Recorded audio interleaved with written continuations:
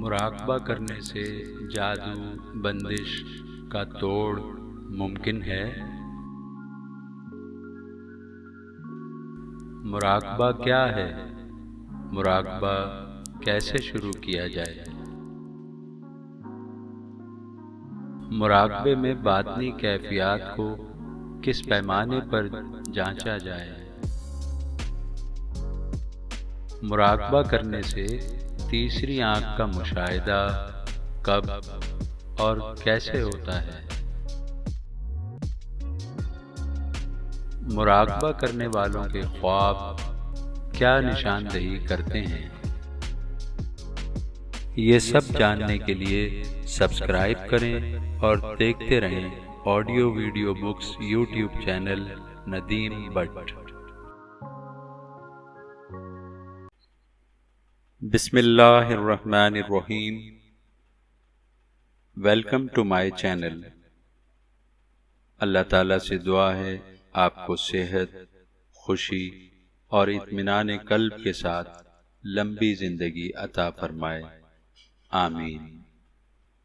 مراقبے کو سمجھنے سے متعلق تمام عنوانات کا گزشتہ 25 ایپیسوڈز میں ہم نے تفصیلی احاطہ کیا ہے۔ آج سے ہم مراقبے کی اقسام اور ایک عام انسان کس طرح مراقبے کی شروعات کر کے روحانی دنیا سے واقف ہو سکتا ہے کہ تفصیلی مطالعے کا آغاز کر رہے ہیں۔ مراقبہ اور روحانی دنیا کو منطقی دلائل اور تجرباتی مشاہدوں سے سمجھنے کے لیے ہمارے ساتھ جڑے رہیے۔ مراقبے کی اقسام۔ مراقبے کے ماہرین نے اپنے شاگردوں کو مراقبے کے مختلف طریقے تعلیم کیے ہیں۔ یہ مراقبے شاگرد کی روحانی ترقی میں کلاسوں کا کام کرتے ہیں تاکہ روحانی صلاحیتیں یکے بعد دیگرے مرحلہ وار بیدار ہوں۔ جب شاگرد مراقبے کے کسی خاص طریقے پر قدرت حاصل کر لیتا ہے تو اسے اگلے مرحلے کی طرف بڑھا دیا جاتا ہے۔ مراقبے میں کیے جانے والے تصور کی بنیاد پر مراقبے کی مختلف قسمیں اور ان کے مقاصد متعین ہو جاتے ہیں۔ کشف القبور کا مراقبہ اس لیے کرایا جاتا ہے کہ شاگرد مرنے کے بعد کی دنیا کو دیکھ لے۔ اگر روشنی کے جسم کو طاقت دینا مقصود ہے تو روشنیوں کا مراقبہ تعلیم کیا جاتا ہے۔ نور کے مشاہدے کے لیے مراقبہ نور کیا جاتا ہے۔ اگر روحانی استاد کی طرز فکر اور صفات کو شاگرد کے اندر راسخ کرنا مقصود ہے تو استاد کا تصور کرایا جاتا ہے۔ مختصر یہ کہ شاگرد کی طبیعت، صلاحیت اور ضرورت کے مطابق مختلف مراقبے تلقین کیے جاتے ہیں۔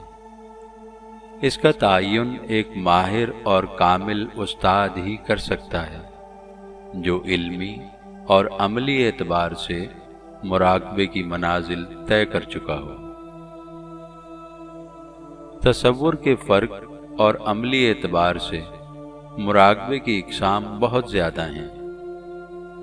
اس لیے موجودہ باب میں مراقبے کے وہ طریقے بیان کیے گئے ہیں جو اہمیت کے لحاظ سے سر فہرست ہیں۔ دیگر طریقے کسی نہ کسی طرح ان مراقبوں کی شاخیں ہیں۔ چند مراقبوں کے علاوہ ہر مراقبے کے ساتھ ایک عملی پروگرام ترتیب دیا گیا ہے تاکہ ہر شخص اس کورس یا پروگرام کی مدد سے مراقبے کے عمومی اور خصوصی فوائد حاصل کر سکے۔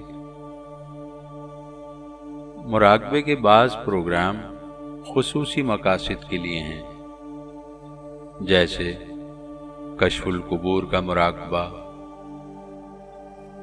ہاتف غیبی کا مراقبہ، ذہنی سکون کے حصول کا مراقبہ وغیرہ۔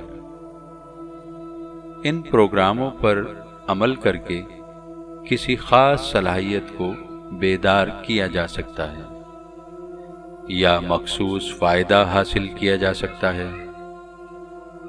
دیگر مراقبے انسان کے باطنی حواس کو متحرک کرتے ہیں۔ ان مراقبوں میں کسی خاص طرز سے تیسری آنکھ کو بیدار کیا جاتا ہے۔ وضاحت: پروگرام مرتب کرتے ہوئے ایک اوسط طالب علم کو ذہن میں رکھا گیا ہے اور پروگرام اس طرح ترتیب دیا گیا ہے کہ ترقی کے ساتھ ساتھ ذہن پر بار نہ پڑے۔ اس کے باوجود استاد کی کمی کا جو خلا پایا جاتا ہے، اس کو ادارے نے پر کرنے کا عزم کیا ہے، اس طرح کہ طالب علم اپنی واردات و کیفیات ماہانہ رپورٹ کی صورت میں بھیجتے رہیں تاکہ کسی خاص ہدایت کی ضرورت محسوس ہو تو کر دی جائے۔ پروگرام وضع کرتے ہوئے مندرجہ ذیل 5 باتوں کو سامنے رکھا گیا ہے۔ نمبر 1، ذہن و دماغ کی کارکردگی کو بہتر بنانا۔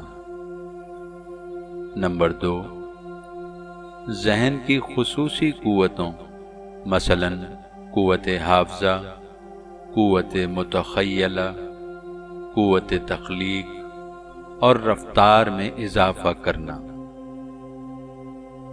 نمبر 3، باطنی صلاحیتوں مثلاً ٹیلی پیتھی، کشف وغیرہ کو بیدار کرنا۔ نمبر 4، غور و فکر اور وجدان کی قوتوں کو جلا بخشنا۔ نمبر 5، طالب علم کی روحانی بصارت یا تیسری آنکھ کو متحرک کرنا۔